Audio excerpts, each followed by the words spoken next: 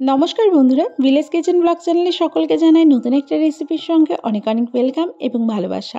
আজকের রেসিপিতে রেখেছি দোকানের মতো একদম পারফেক্ট সিঙ্গারার রেসিপি। সন্ধ্যাবেলার জলখাবারে কিন্তু এরকম সিঙ্গারা যদি থাকে তাহলে কিন্তু মনটা একদম ভরে যায়। তো চলো এই পারফেক্ট দোকানের মতো সিঙ্গারা কীভাবে তৈরি করা যায় সেটা তোমাদের সঙ্গে শেয়ার করি। তো সিঙ্গারা তৈরি করার জন্য প্রথমে এখানে আমি 250 গ্রাম মতো ময়দা নিয়ে নিয়েছি। ময়দার মধ্যে এখন দিচ্ছি পরিমাণ মতো লবণ। লবণটা দিয়ে ময়দার সঙ্গে ভালোভাবে মিক্স করে নিলাম। এরপরে যে ইনগ্রিডিয়েন্টসটা দিচ্ছি এর মধ্যে দিচ্ছি হচ্ছে সামান্য একটু হলুদ গুঁড়ো। এটা আমার নিজস্ব একটা ইনগ্রিডিয়েন্টস দিচ্ছি। তো এটা কিন্তু তোমরা দিতেও পারো, নাও দিতে পারো। এরপরে কিন্তু আমি বড় 3 চামচ মতো সাদা তেল ব্যবহার করছি। এই তেলটা দিয়ে আর সব কিছুর সঙ্গে ভালো করে কিন্তু আমি ময়াম দিয়ে নেব। আমি কিন্তু এখানে ময়দাটা বেশ খানিকক্ষণ সময় দিয়ে ময়াম দেব। ময়াম যতটা ভালোভাবে দেওয়া যাবে ময়দাটার মধ্যে কিন্তু ভালো একটা ক্রিস্পিনেস তৈরি হবে, যেটা কিন্তু সিঙ্গারায় খেতে খুব ভালো লাগবে। তো চলো এইভাবে ময়াম দিয়ে নিই কিছুক্ষণ। এরপরে কিন্তু ময়ামটা কমপ্লিট হয়ে গেলে এই যে দেখো দলা পাকিয়ে যাচ্ছে, তার মানে ময়ামটা কিন্তু একদম পারফেক্ট হয়েছে। ময়ামটা দেওয়া হয়ে গেলে এবার কিন্তু আমি আরও কিছুক্ষণ ময়াম দিয়ে নিচ্ছি। তারপরে কিন্তু আমি অল্প অল্প জল দিয়ে একটা ডো তৈরি করে নেব। এখানে কিন্তু সিঙ্গারার জন্য যে ময়দার ডোটা তৈরি করতে হবে সেই ডোটা কিন্তু খুব নরম হলেও চলবে না, আবার ভীষণ শক্ত হলেও চলবে না। মোটামুটিভাবে একটু হালকা শক্ত নরমের মধ্যে কিন্তু করতে হবে, মানে ওই মাঝারি মাঝারি থাকবে। তো এখানে অল্প অল্প করে জল দিয়ে ধীরে ধীরে কিন্তু ময়দাটাকে ভালোভাবে মেখে নিয়েছি। ময়দাটাকে এখন রেস্টে রেখে দেবো কিছুক্ষণের জন্য। এবার যেটা সিঙ্গারার যে ভেতরের মশলাটা তৈরি করতে হবে তার জন্য কিন্তু এখানে আমি 4টে বড় সাইজের আলু সেদ্ধ করে নিয়েছি আগে থেকেই। এখন আলুগুলোকে আমি একটা ছুরির সাহায্যে টুকরো টুকরো করে নেব। তোমরা চাইলে আলুগুলোকে ম্যাশ করেও নিতে পারো। তো এইটাকে টুকরো করে নিয়ে এবার চলে যাব একটা মশলা তৈরি করতে। যে ভাজা মশলাটা তৈরি করব তার জন্য আমি শুকনো খোলায় দিয়ে দিয়েছি 4টে শুকনো লঙ্কা, একটা তেজপাতা।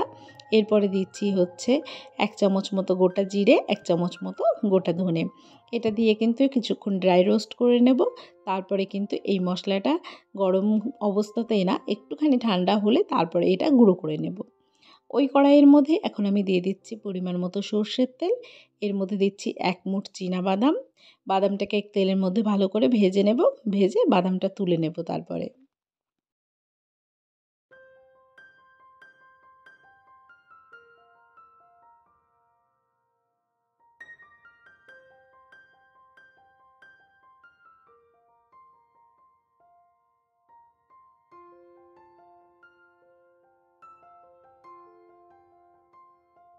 এবার ওই একই তেলের মধ্যে দিয়ে দিচ্ছি সামান্য একটু কালো জিরে এবং দিচ্ছি সামান্য একটু পাঁচফোড়ন। আর দিচ্ছি 1 চামচ কুচিয়ে নেওয়া কাঁচা লঙ্কা। এটা দিয়ে কিন্তু একটু নাড়িয়ে নেব। এবার তোমরা কাঁচা লঙ্কাটা দিতেও পারো, নাও দিতে পারো। তোমরা এখানে শুকনো লঙ্কা ব্যবহার করতে পারো। শুকনো লঙ্কার গুঁড়োটা ব্যবহার করলে কিন্তু পরে ব্যবহার করবে।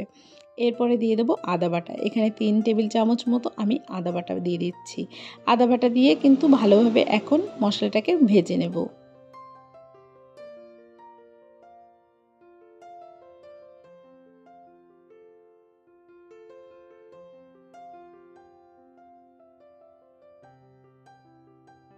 মশলাটা কিন্তু ভাজা হয়ে গেছে। এবার আমি এর মধ্যে সেদ্ধ করে রাখা আলুর টুকরোগুলো দিয়ে দেব। এখন কিন্তু মশলার সঙ্গে সমস্ত আলুর টুকরোগুলো ভালো করে মিশিয়ে নেব।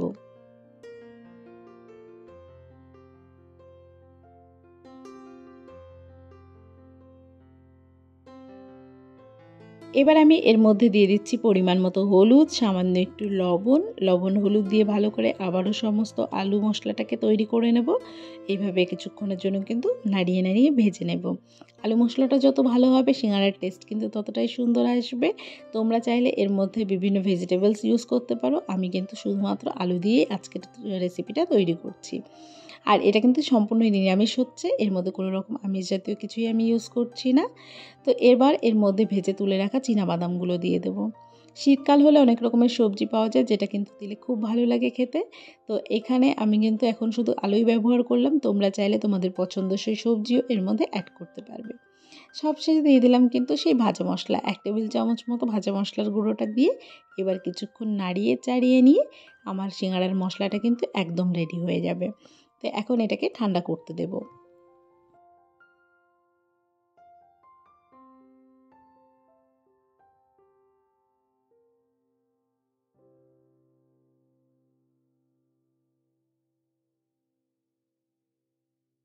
এবার চলে আসি সিঙ্গাড়া বানানোর মেইন প্রসেসে। ময়দাটা কিন্তু আমার অনেকক্ষণ রেস্টে রাখা ছিল। তো এখন ময়দাটা আরও খানিকক্ষণ একটু মেখে নেব হালকা করে। তারপরে কিন্তু এরকম রোল করে নেব একটা। রোল করে নিয়ে তারপরে কিন্তু একটা ছুরির সাহায্যে ছোট্ট, ছোট্ট লেচি তৈরি করে নেব। মানে লেচি কেটে নেব এখান থেকে।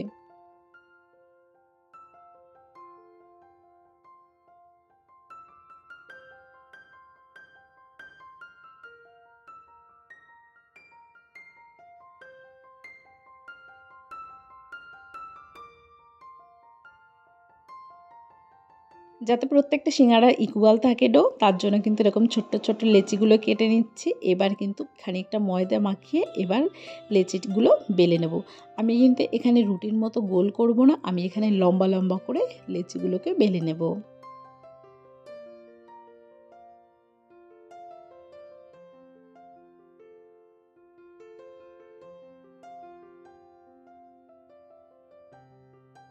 এবারে কিন্তু একটা ছুরির সাহায্যে মাঝ বরাবর কেটে নেব। আমি তোমাদের দেখাচ্ছি লেয়ারটা কেমন রেখেছি। তো লেয়ারটা কিন্তু ঠিক এইরকম রেখেছি। তো এইভাবে মাঝ বরাবর কেটে নেব। এবার আমি সম্পূর্ণ যে ডোটা ছিল ময়দার সবকটা কিন্তু এক এক করে বেলে নেব। তো বেলে এইভাবে ছুরির সাহায্যে কেটে তারপর তোমাদেরকে দেখাচ্ছি। তো এখানে দেখো সবকটা লেচি কিন্তু আমার বানানো হয়ে গেছে, আর সবকটা সিঙ্গারার জন্য যে ময়দাটা আছে ওটা আমার বানানো হয়ে গেছে। এবার সোজা চলে যাব সিঙ্গারা বানানোর প্রসেসে। সিঙ্গারা বানানোর জন্য এই যে যে ধারটা কাটা হয়েছে এই ধারে আমি কিন্তু জল লাগিয়ে নিয়েছি সামান্য। জল দিয়ে এইভাবে দেখো করছি। তো এইভাবে কোনাগুলো এখন ভালো করে চেপে চেপে আটকে দেবো। এটা কিন্তু খুলে যাওয়ার ভয় থাকে, তার জন্য কিন্তু হাতের সাহায্যে ভালোভাবে চেপে চেপে এইভাবে কিন্তু সিঙ্গারাটা আটকে দেবো। এবার হাতের মাঝখানে রেখে এইভাবে সিঙ্গারার যে মশলাটা তৈরি করেছি আলু মশলাটা, সেই মশলাটা কিন্তু এর ভেতরে দিয়ে দেব। মশলার যে পুরটা আছে সেই পুরটা তোমরা যে যেমন পছন্দ করে সেইভাবে দেবে, একদম খুব কিন্তু ভরে দেবে না। এই যে দেখো ঠেসে ঠেসে দেওয়ার প্রয়োজন নেই, আলতোভাবে একটু চাপ দিয়ে যতটা দেওয়া যায় এইভাবে দিতে হবে। আর এই পেছন দিকটা কিন্তু অনেকটা রেখে দিতে হবে। তো এই চারি সাইড দিয়ে এখন আমি সামান্য একটু আঙুলের সাহায্যে জল লাগিয়ে নিলাম। এবার কিন্তু এইভাবে ফোল্ড করে দেবো। ফোল্ড করে দিয়ে এইভাবে কিন্তু আমি চেপে দেবো। তো এই যে ভালোভাবে চেপে দিতে হবে যাতে করে খুলে না যায়। তো এইভাবে করে কিন্তু আমি সিঙ্গাড়াগুলো রেডি করে নেব।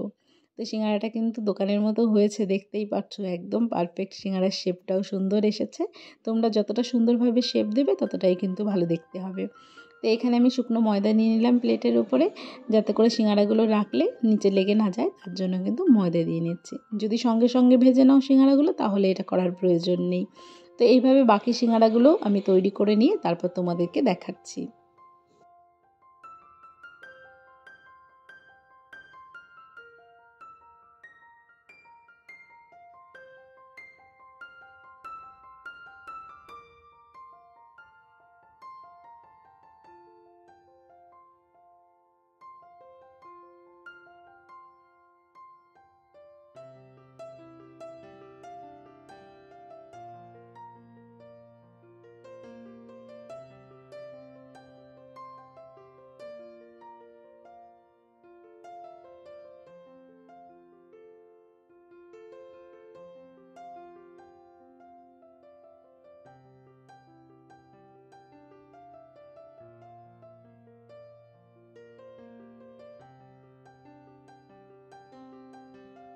সবকটা সিঙ্গারাই কিন্তু তৈরি করে নিয়েছি, আর এখানে আমার কিন্তু 250 গ্রাম ময়দাতে প্রায় 14-15টা মতো সিঙ্গারা তৈরি হয়েছে। তো এই যে দেখতে পাচ্ছ সিঙ্গারাগুলোকে সাজিয়ে সাজিয়ে রেখেছি। তো কেমন হয়েছে অবশ্যই কিন্তু কমেন্ট করে জানিও যে সিঙ্গারাগুলো কেমন হলো। আর বাদবাকিগুলো এখানে রেখেছি। এবার কিন্তু তেলটা গরম করে নিয়েছি, খুব হাই হিটে গরম করিনি, মিডিয়াম হিটে তেলটা গরম করে নিয়েছি। এবার কিন্তু এক এক করে সিঙ্গারাগুলো ছেড়ে দেবো। একদম ফুটন্ত তেলের মধ্যে সিঙ্গারাগুলো দেবে না, তেলটা যখন হাফ গরম হবে তখনই কিন্তু সিঙ্গারাগুলো ছেড়ে দেবে। না হলে বেশি গরম হলে তারপরে সিঙ্গারাগুলো ছাড়লে সিঙ্গারার যে কালারটা সেই কালারটা কিন্তু পুড়ে যাবে। তো এখন ধীরে ধীরে সিঙ্গারাগুলো কিন্তু ভেজে নিতে হবে সময় নিয়ে, আর এরকম ডুবো তেলেই কিন্তু সিঙ্গারাগুলো ভেজে নিতে হবে।